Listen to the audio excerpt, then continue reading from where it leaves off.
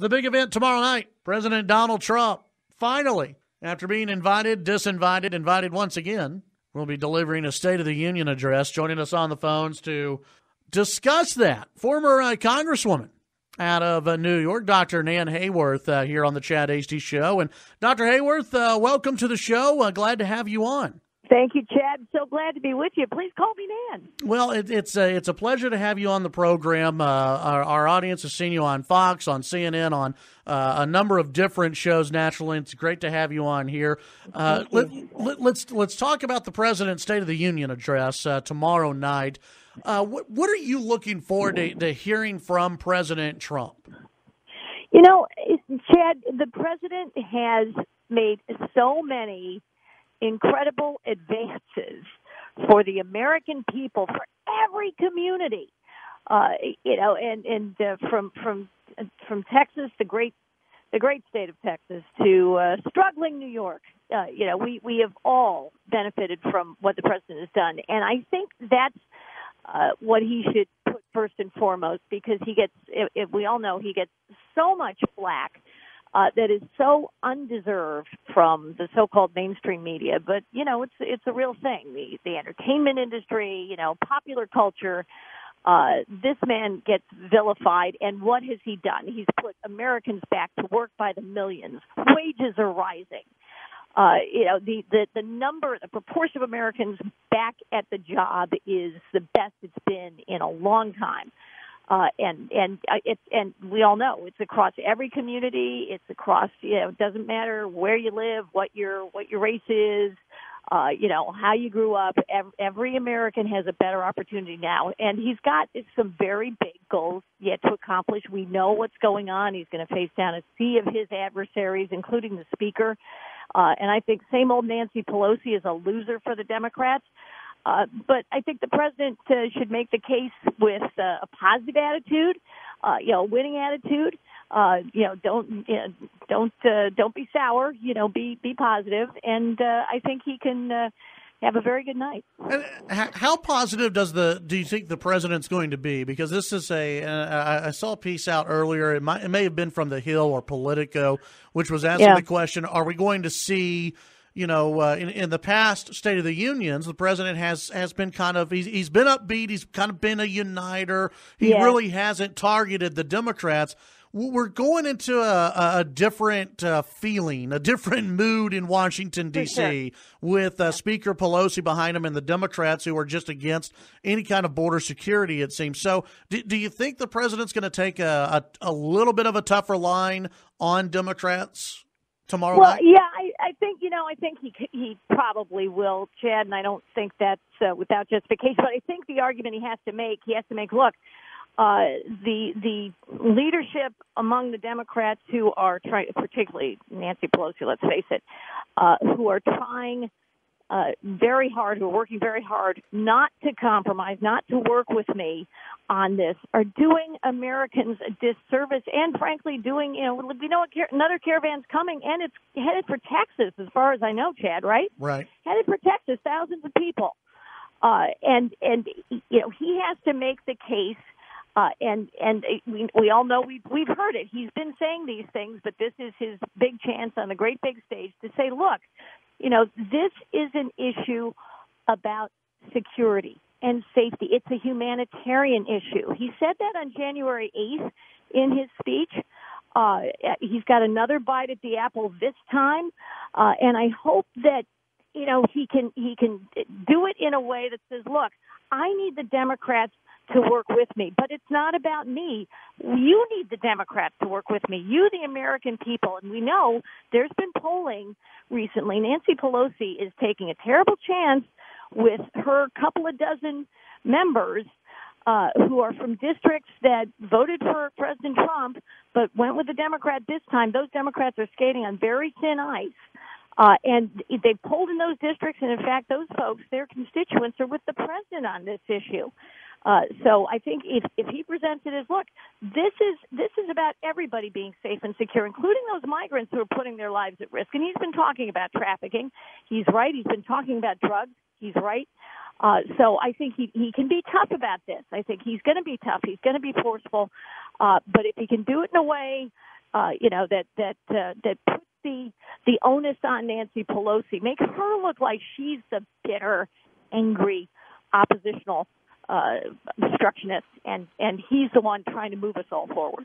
Visiting with former Congresswoman out of New York, Dr. Nan Hayworth, and there are two issues out of, and I'll say this, unfortunately, out of the state of New York, that the president may or could address in the upcoming State of the Union. One of those also playing out in Virginia, which is late term, third trimester abortion. Gosh, yes. There has been some discussion that the president will actually talk about abortion in the State of the Union. Do you believe that that's a smart thing to do? I look. What Ralph Northam has done to the Democrats in just a week, has been wow. That's the Republicans have been trying to do these things for a lot longer. And not to make light, I was horrified, and I'm one of those folks that says, hey, between a woman and her doctor, really the government should not get involved. But that I also think the taxpayers shouldn't be required to fund what they find abhorrent either. But as a doctor myself, having gone through medical training, I'm not a obstetrician or a pediatrician, and by the way, Northam is a pediatric neurologist. Right. But in this day and age, when an infant could live outside the womb, it really is a dreadful, dreadful thing to talk about, as he did, as Northam did, to talk about delivering an infant and essentially discussing whether or not it should live. I mean, that's really beyond the pale. And I think that it would be fair game for the president to talk about that in terms of a culture of cherishing and respecting life and lives. And he can link that in with everything else he has done to elevate the circumstances for American people for all these, in all the different ways that he has, including criminal justice reform. He can make the case we care about what happens to all of us, and we care about protecting and respecting life. And I think it's legitimate, because what the Democrats are doing, this is an extreme position, and I think the American public has to be aware of what they're trying to do, because they are way beyond what reasonable people would consider humane or appropriate. I mean, it's horrifying. Sure. Obviously, 2020 politics is going to play a little bit into the State of the Union address tomorrow night. And the Democrats have seen this continued rise in socialism, and part of it is pushed by someone from your state, Alexandria Ocasio-Cortez. I don't think the president's going to call her out by name. I don't think he wants to elevate her. But do you think the president should call out this rising socialism taking root in the Democrat Party? Absolutely. And look, and Chad, you talk about it, Venezuela. Look what's happening. We have an example right in front of us. Venezuela. Socialism empowers the government to take over our lives. Everything government does, ultimately it does with force. When Kamala Harris said in this, I guess it was the CNN town hall maybe, and she just waved her hands, flippantly, airily, and said, just get rid of all that stuff, right? You go to your doctor's office, they're not sure insurance going to pay for it. Let's just get rid of all of that. Well, you know what's going to happen? Because I know, I'm a doctor. Guess what? The government's going to tell you you can't do it.